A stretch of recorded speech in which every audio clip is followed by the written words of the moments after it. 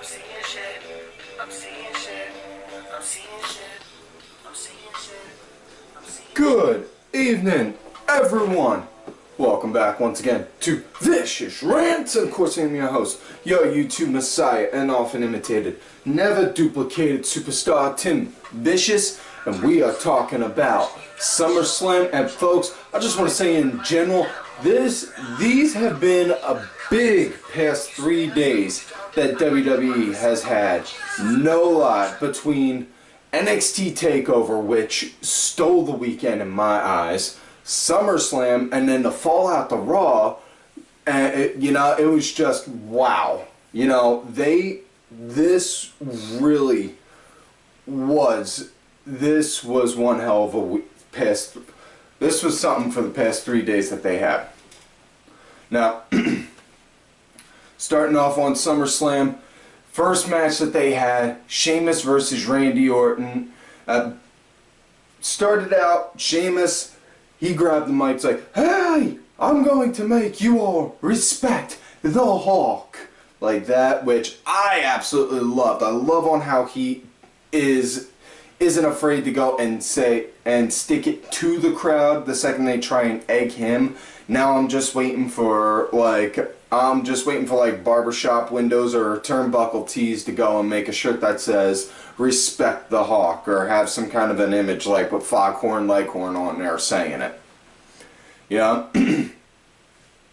Now, this was probably my favorite match out of them two going at it, out of all of the ones that they did, because this was just really good. I absolutely loved it. Yeah, I mean, Sheamus, he controlled what pretty much felt like the first half of the match. Randy, he wound up getting some momentum as time went on. He got some in, and Randy, he wound up also getting busted open.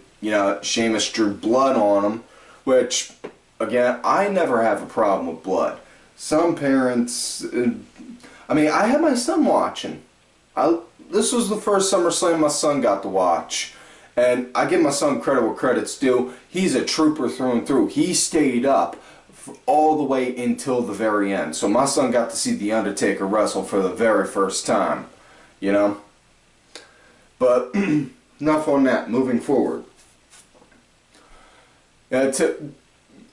This was a good match between them. Probably the two biggest spots I popped for in this match was Randy doing that elevated DDT, but it wasn't like the normal elevated DDT does, where it's just right on the middle rope. Sheamus was mounted on the top rope in the corner. Had him just throw him back like that. And oh my God, from that that kind of height on it, oh my God, that had to hurt like a sumbitch.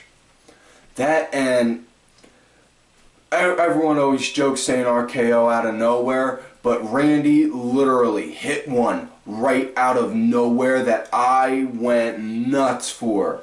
Sheamus was getting ready to go and do that over-the-top battering ram. He was going to throw himself over the top rope to do a battering ram. Yeah, it's one of his signatures. He was going to do that, and as he's in mid-air, and Randy's like, wham, hits him with it, which, whoa, that was amazing. Absolutely loved seeing that. Yeah. I absolutely love it. I'm hoping that, and I'm definitely digging Sheamus doing with this heel run. It's definitely a lot better than when he was a babyface, that's for certain. Yeah. As far as on how the match came to an end, Sheamus went to go hit the Brogue, wound up missing, and then Randy wound up hitting another RKO on him. Other than that, the only thing I can really say that was a gripe on this match was Randy had Sheamus lined up for the punt kick, but didn't wind up hitting him. Excuse me, see, it's the truth. Yeah, other than that though, yeah, that's it. That's the only issue that I could say I had with this match, really. Yeah, next up we have the four-corner tag team match.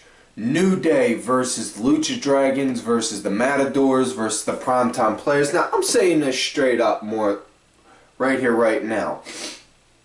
And I'm pretty sure I ain't the only one that has this thought, but I'm thinking I'm the only one that's saying it.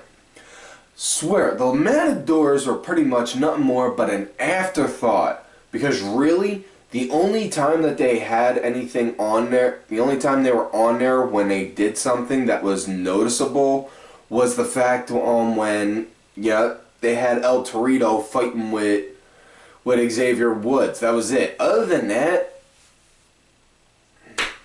that was it. Nothing. You know, if the camera didn't show them, you'd have never thought they were there. Lucha Dragons, okay, the big story behind the match wasn't about them, and they didn't really go and try and fight to make themselves get noticed. But, the Lucha Dragons have been showing themselves on the tag scene lately, so, well and good. But this was really good. This was good tag action all around. Absolutely loved it. Biggest issue I could complain on was right at the very start. Titus was in there with Kofi. Kofi winds up getting Titus O'Neil in the New Day's corner. Big E tags himself in and then tries to pin Kofi, which, You see, here's the thing, and they set this up back in the 90s during the Attitude Era. New Age outlaw rule. Same team ain't allowed to pin each other in those type of situations.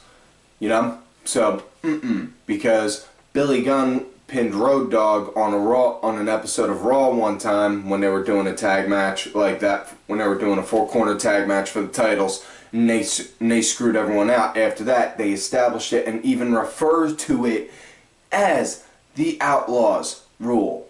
So that way, no one else does. And saying it's the Outlaws rule because they are the reason that it's done. Yep. Sorry folks, throat's been a little raw for the past few days from screaming so much over all the festivities.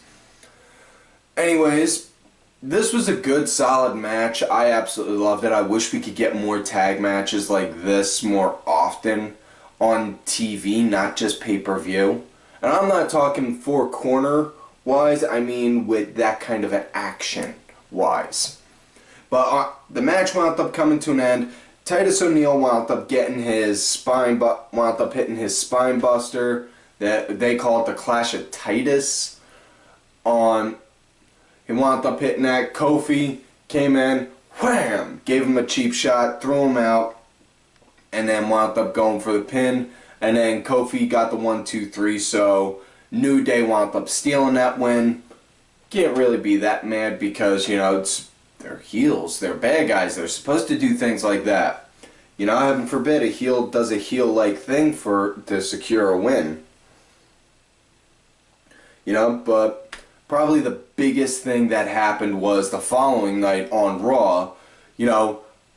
New Day has a tag match with the Lucha Dragons. They score a win. And then right after the win, they're in there celebrating. Dudley Boys come out. That's right. The Dudley Boys are back. They come out, go to town on 3D, and then next thing you know, Woods gets the last strikes, and then 3D right through the table. And oh my brother, testify. There you go, that's what's up.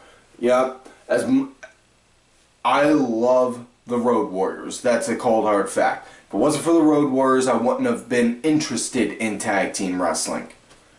They are my favorite team of all time, hands down. But as much of a Road Warriors fan I am, gotta give the Dudleys give credit where credit's due. 40-something tag team championships that they have secured over the time that they've teamed together.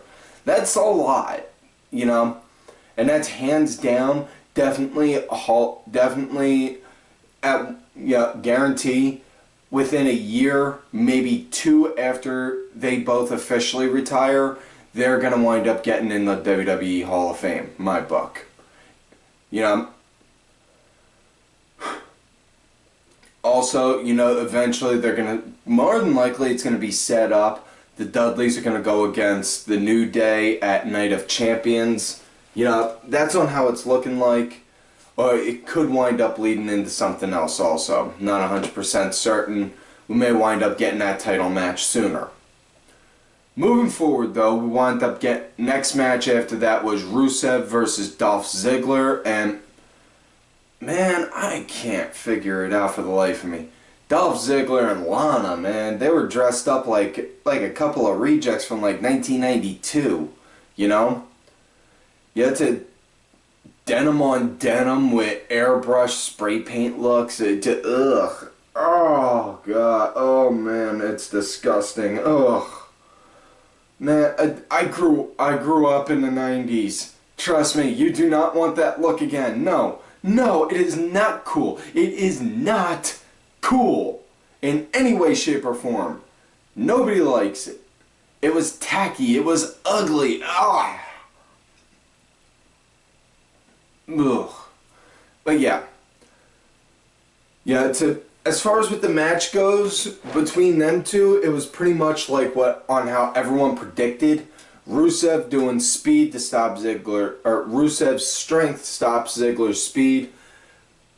Yeah, the one issue I have more than anything on it, and I know some people are okay, see what I'm talking about, and some don't, and to those that do see what I'm talking about but still choose to want to go and argue, not have a conversation on it, but argue on it.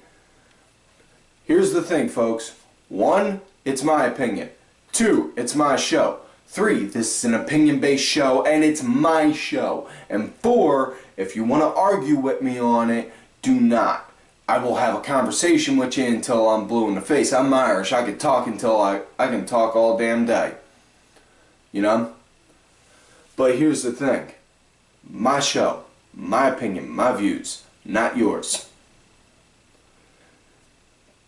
Now, what I'm getting at is Ziggler, he wound up hitting that DDT counter of his where they hold him up and then wham, he falls down and plants and pretty much hits what pretty much looks like an impact.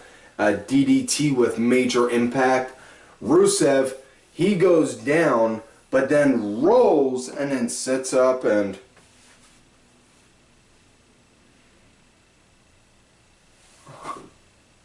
so my big issue is with the body language that he did with that. The rolling over like that and then just sitting up. I mean, if he'd have rolled over, sat up, and then go back down, that'd be more understandable, It's like saying gravity took him and made him go back down. But just going like that, though, and sitting up for a few seconds, I don't know, it kind of took it away from me. And that was the big issue. I didn't like that.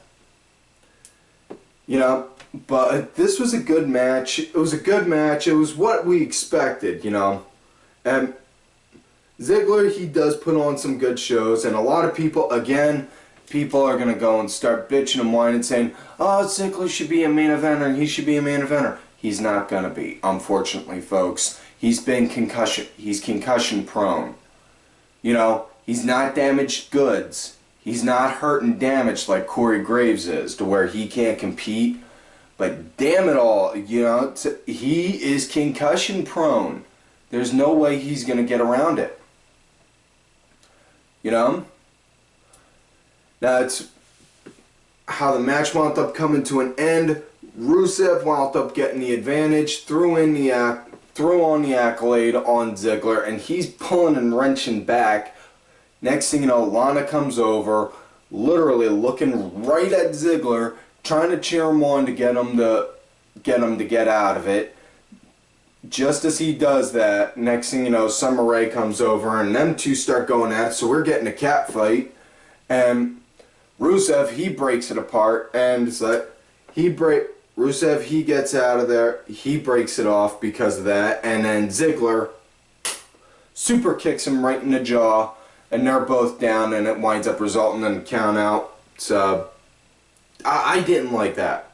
If I was booking that on how I'd have it go, when them two started when Lana and Summer started squabbling and going at each other, just have Rusev go over, grab them both by the butts of their hair, since Summer's got that hair bunned up and Lana's got a ponytail now, hold them both back and have them start screaming at them both, saying they both need to stop. And while he's doing that, then Ziggler come over, super kick him, and then just proceed to go ape shit on him, beating him until the ref calls for the bell, you know?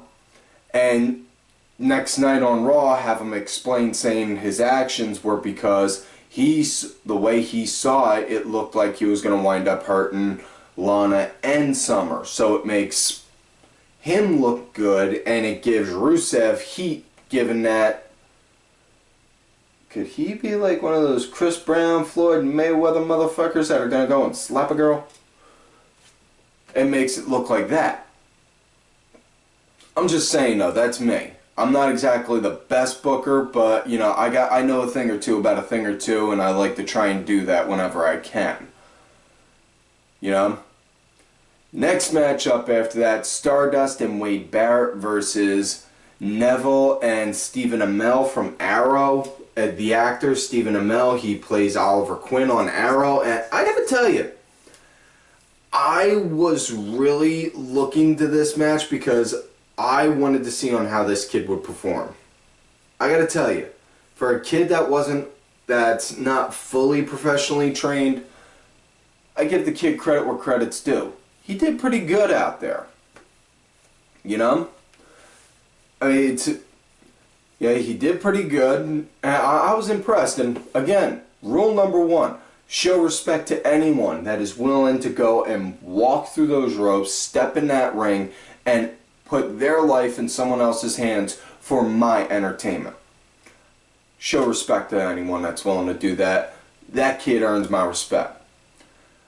Fortunately though, you know, and here's the thing. I tried getting into that show, Arrow. I really did try. I tried like all hell. It just comes off with too much of a teenage vibe. Too teenagery, like, You know, that's me though.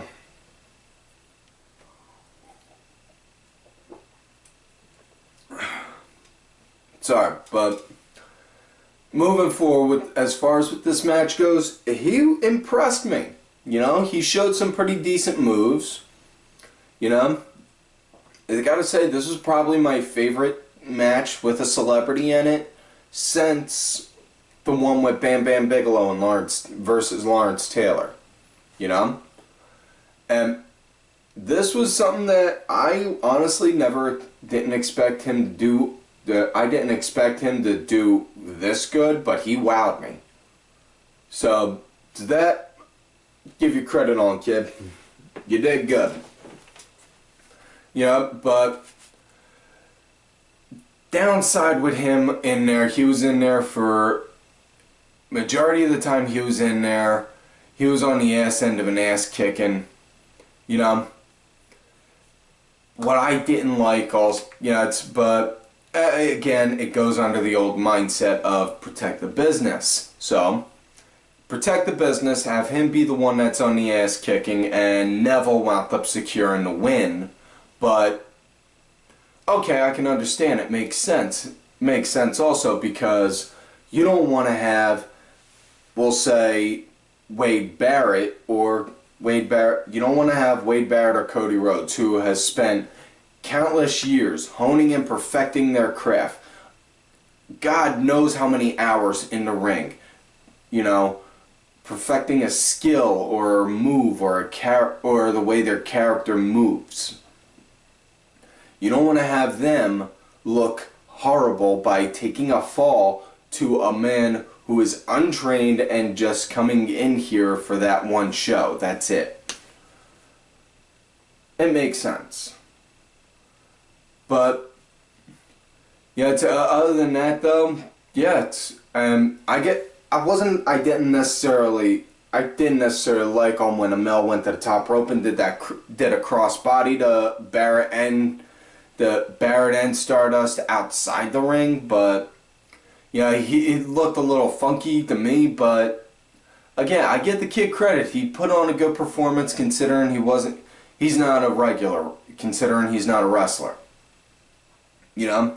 Neville secured the win because right after that crossbody, Neville went out, grabbed Barrett, who was the legal man for that tag match, put him in the ring, got up to the rope, and then hit the red arrow on him, and then got the 1, 2, 3. So that was pretty cool.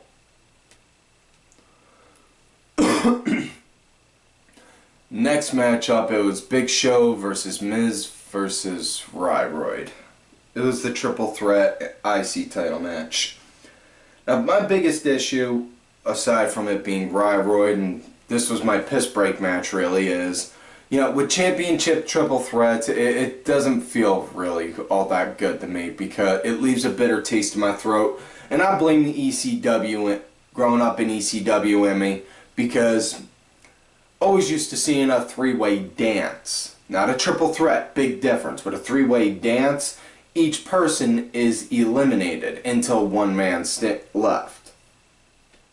You know, so it could leave that aura or that feel of, well, what if Ryback gets eliminated? Then we're guaranteed a new Intercontinental Champion. You know? But I don't know. That's just me, though. I mean, it was kind of nice seeing. I was surprisingly entertained. I had very low expectations. My expectations for this match were down here. You know, they performed at about up to here. I was expecting this to be like a 2. They brought it up to a 5. That, and probably the funniest part in this was, as my son, like I said, my son was watching the whole time. He's pointing out every guy left and right, short from Amell.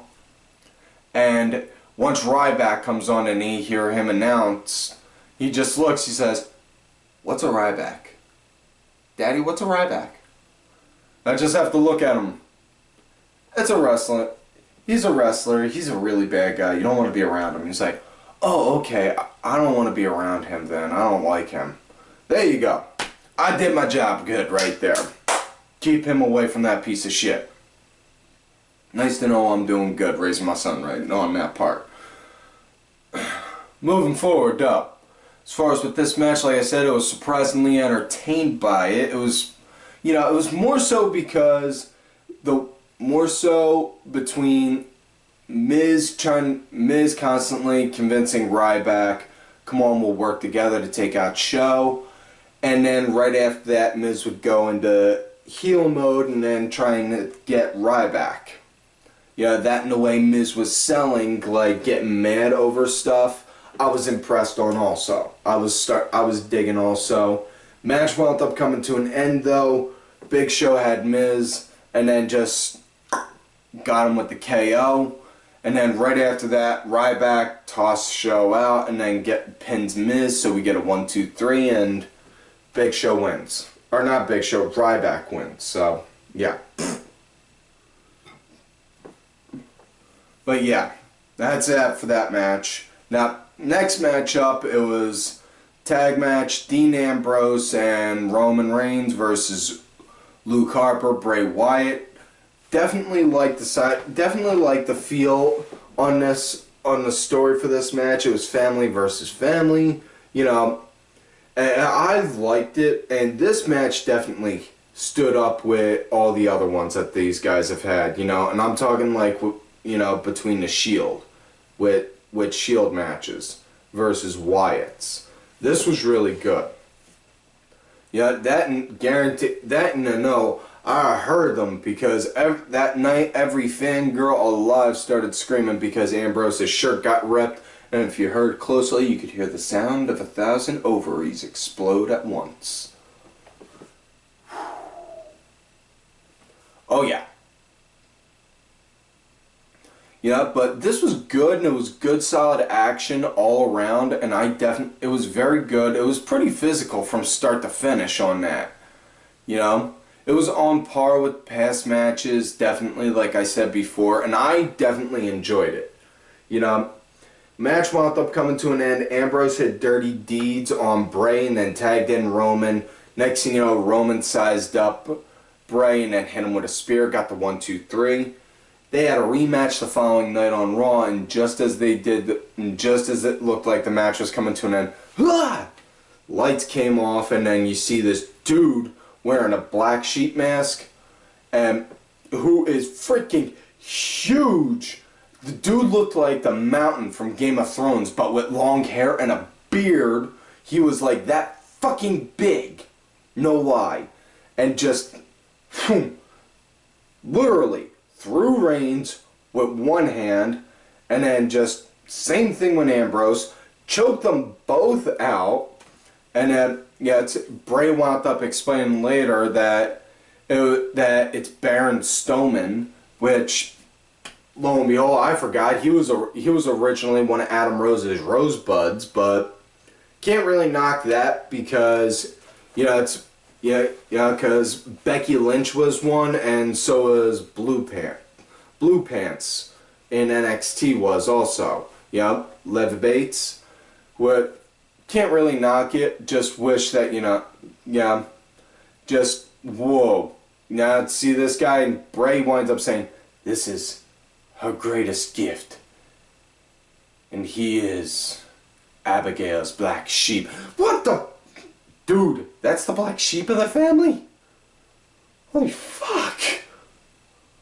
I'm getting more interested in the Wyatts again, because now it's looking more like that twisted, crazy hillbillies from Deliverance kind of vibe. Like, oh fuck, I don't want to mess with these guys.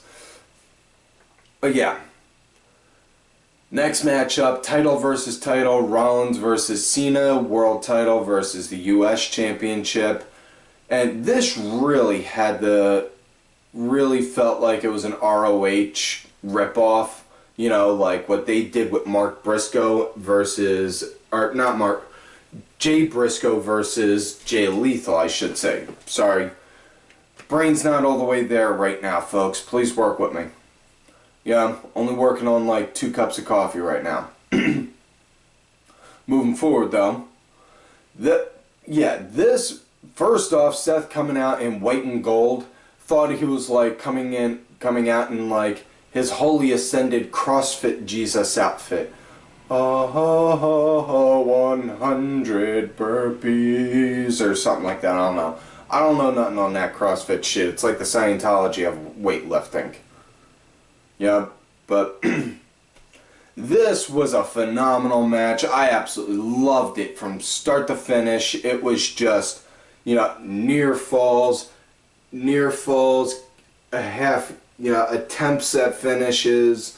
It was good. And I gotta give Cena credit where credit's due. And while I shit on John Cena a lot, which more so than not deserved, it's, at least in my eyes anyway, for what I think is like the past three or so pay-per-views, he has had nothing but match of the year candidates.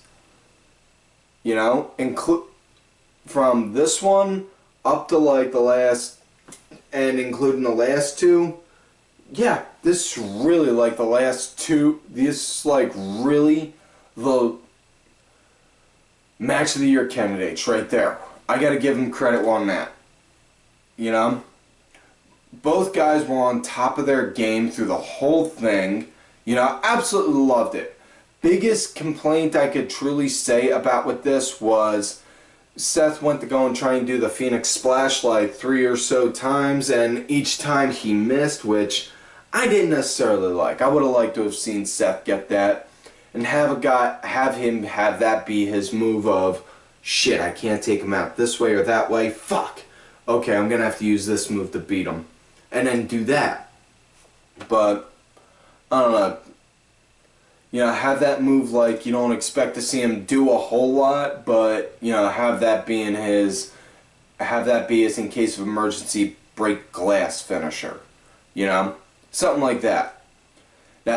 the match wound up coming to an end. The ref took a bump, and I got to give the ref, Mike Chioda, credit, because between the way he sold it and the way the cameras played it, and it looked like he was like clenching onto his chest like he was having a heart attack, like, which I kind of thought was I thought it was kind of funny, and not like rip on Jerry Lawler kind of funny, but I just thought it was kind of hilarious in general. But ref took a bump and Jon Stewart came out. Yeah, Jon Stewart, that dude who hosts The Daily Show, for those of you who... Yeah, he was there because he was the official host for SummerSlam. And he had a chair lined up, looking like he was getting ready to go and hit Seth, and then went over, wham! Cracked Cena with it. And then Seth, boom, gave him a pedigree right on there. Gave a 1, and then got the 1, 2, 3. So Seth wound up getting the win.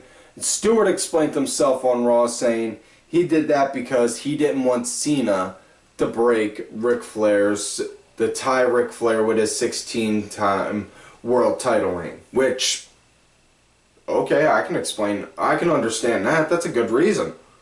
I don't want that to happen. But also on Raw, they wound up setting it up what looks like they're going to have for the match on Night of Champions. It's Seth wound up getting told, you know what, you're not the future now, you're the man, by Triple H. And it's like, I'm a man of my word, said you do this, we'd immortalize you in a statue, and this is what we got. So, they unveiled the statue. They unveiled the statue on Raw, and as the curtain lifts up, out, lo and behold, who comes out? It was Sting. He comes out and proceeds to go to town on Seth. And then after he beats him up, he holds up the WWE title, which, like I said, chances are it's looking like they're going to set it up for world title at Night of Champions. But on one note, though, got to give Seth credit, though. He is now the only NXT champion that is now only man that was an NXT champion that is now also a Triple Crown winner in WWE. Because he was a tag team champion, he is the WWE champion, and he's also the US champion. So, he's technically a Triple Crown winner. But yeah. Now, moving forward, next matchup, it was the women's tag team elimination match, which I felt so disappointed on so many levels, because it was Paige's team, the Bellas, and Sasha's team. Obviously, out of all the girls that came up on the roster, Sasha is definitely the one that the people want the most. They need to have her break from Team Bad and, just start doing her big thing. Go for her big push. That would be what would be best. Sick of the story revolving around Paige wanting a revolution. You want a revolution, go down to Mexico or Cuba, get a mustache, and then just start telling the people to reject the capitalist dogs, Trying to make a joke about like a Che Guevara joke, but fuck it. Like I said, my brain ain't all the way there. Joke didn't seem to go that well. Oh well. But yeah, disappointed in this match really, because really now it's just like, okay, this is the same story we've been getting for a while. What's different on it? What's different on it now? Absolutely nothing. Just really disappointed.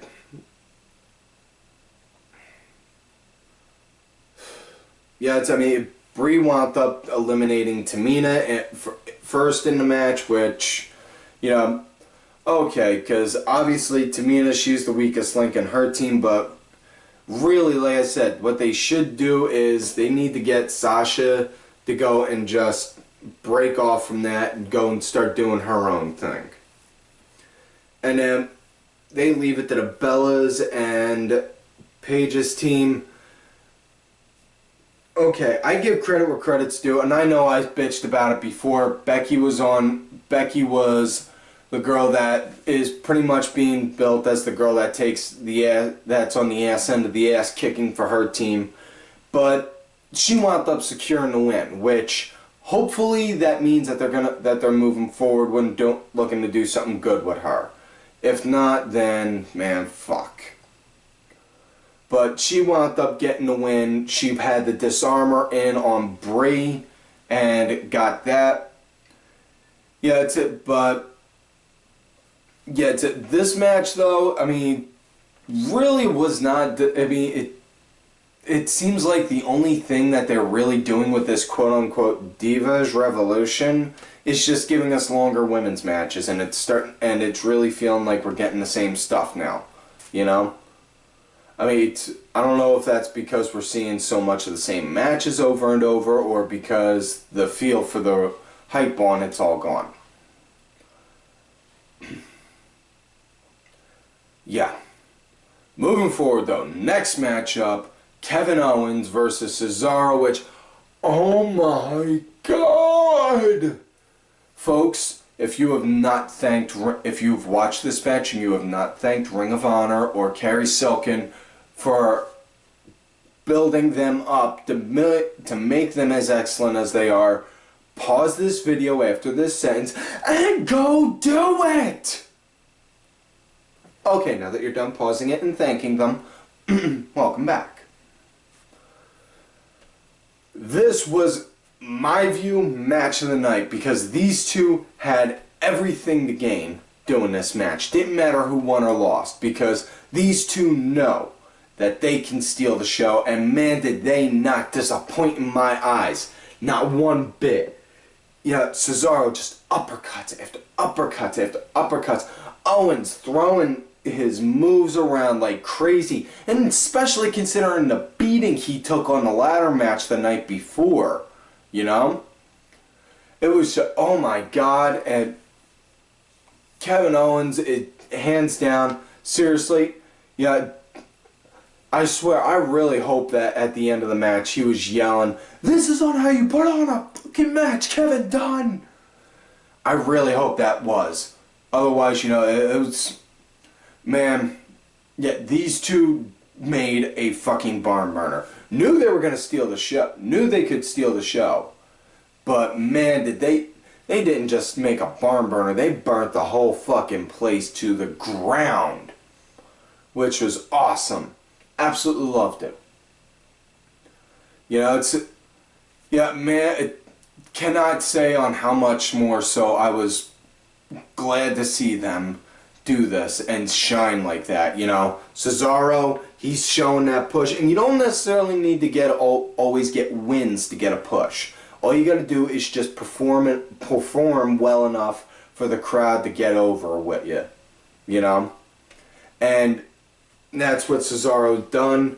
Owens, he got over with the crowd, you know, and man, yeah. Match wound up coming to an end though. Owens, he hit that pop-up powerbomb of his and then got the 1-2-3. And I'm glad on that because it looks like Kevin Owens is coming out of that slump now that it looked like he was going to be in, that everyone seems to get in after they lose a feud to John Cena. You know? And so yeah, I'm glad on that part. Next matchup though, main event of the night, Brock Lesnar versus The Undertaker. And folks, this was one hell of a match. This was a very physical match. You know, it was, you know, everything was on point. Lesnar, he threw out suplex after suplex after suplex after suplex on Undertaker, and the whole time I'm watching, I'm like, oh my god, please don't kill him. Please don't kill Undertaker. You know? And I was legit just like thinking that, you know, especially considering Taker, he's already had to get hip replacement surgery, I think, twice. But yeah, this was a very good physical match. Definitely enjoyed it. Now there was some hearsay in regards to on how the match came to an end. What it was, Brock Lesnar had the Kimura lock in on Taker, and while Undertaker was putting weight down on Lesnar, making him lay like that, Charles Robinson was on this side, checking on Brock's shoulders, making sure they weren't down for a pin. With on this side, Undertaker's like this, tapping, which I thought was kind of humorous, because I'll get to why I thought it was funny, because and then right as he's tapping, you know, the ref calls for the bell. Or not the ref, the timekeeper just automatically rings the bell. And then next thing you know, everyone's just like, what? And the ref, Charles Robinson, he's yelling at the timekeeper, you don't ring the bell until I tell you to. The match is still going on. Nobody did nothing. And the whole time, Paul Heyman's also in the ring yelling, he tapped out, he tapped out, he tapped out, which he did. And best to my knowledge, I think this is the first time ever Undertaker ever tapped out in his career, you know? Now, while they're arguing with that, Brock Lesnar, he's behind the ref, and then Undertaker just wham! Hits Brock with a low blow, and then puts in the Hell's Gate, and he's really wrenching down on him, telling him to give up, and as he's doing it, as Lesnar's fighting to still stay awake and not pass out, Lesnar just giving him the finger, and then goes down. So he passed out, and then that's it. Bell rang. Undertaker won, but yeah, not to be that guy, but technically, since Charles Robinson did see and review the footage, he can reverse the decision. Just saying. But yeah, next night on Raw, Paul Heyman, he came out and he blew up on the crowd about that, saying, hey, don't get mad at the timekeeper. He's not the one you need to be mad at. Nor should you be mad at the referee. You should be mad at Undertaker for taking the coward's way out, doing what he did, and then he did that. And then, oh my God. And folks, keep in mind, like I said, he did all this on Raw. This was the opener for Raw. He came out and bitched about that. Next thing you know, as he's doing that, Bo comes out. Bo Dallas, and I'm just looking like, oh, it's Bo. Oh no, it's Bo. Bo, no, just leave now. Brock's gonna kill you, no. And Bo's talking about on how, well, I'm sorry to hear about that you lost, but you can get back and do it as long as you believe. And then Brock proceeds to, yeah, he pretty much killed him. Yeah, he got like 5 or 6 suplexes and then an F5 and just, oh my God, oh. Yeah, the whole time I'm yelling at the TV, like, Brock, just stop, he's already dead. Sad, yeah, it was so sad. But yeah, Undertaker, he actually, believe it or not, and this was, and the news broke on this before Monday Night Raw came on, Undertaker, as he's walking to the back after his match, fell down to his knees walking back. So, yeah. Dude, Taker, don't do no more, man. You did enough for the biz. We thank you enough for that. Yeah? So, anyways, that's it for this week's show, folks. So, like on normal, do not forget to like the video, subscribe to the channel, go back, watch the other episodes. Look for me on Twitter at TimVicious. Make sure y'all also look for my backup account, Tim_Vicious. Also, I am on that Facebook gimmick as Tim Ash. Make sure you also look for my executive producer, Mr. Oliver Ben's music that he has so graciously provided for us. It is out there on iTunes, Spotify, Xbox, you know. Also, folks, do not forget to follow all of these cool-ass cats right here on Twitter. Miss Vicky Earls. I am Danny Sunday. Make sure y'all also check out Danny on the See It or Skip It show. Axel Mulligan. Make sure you also look for Axel's new project. He's working on the history of pro wrestling. Sunday Segway. Sinfully Sabrina. Cranky Grandpa Legion Lady Aaron. My executive producer, Mr. Alva Ben, and his cohort, Just a Stupid Mark. Make sure you also check out their show, The War Paint and Mask Show, as well as my client, who, as I have said before, is the true Raw General Manager, Bronx Bitch Forever. And folks, like always to y'all, you love me, great, you hate me. Fuck you.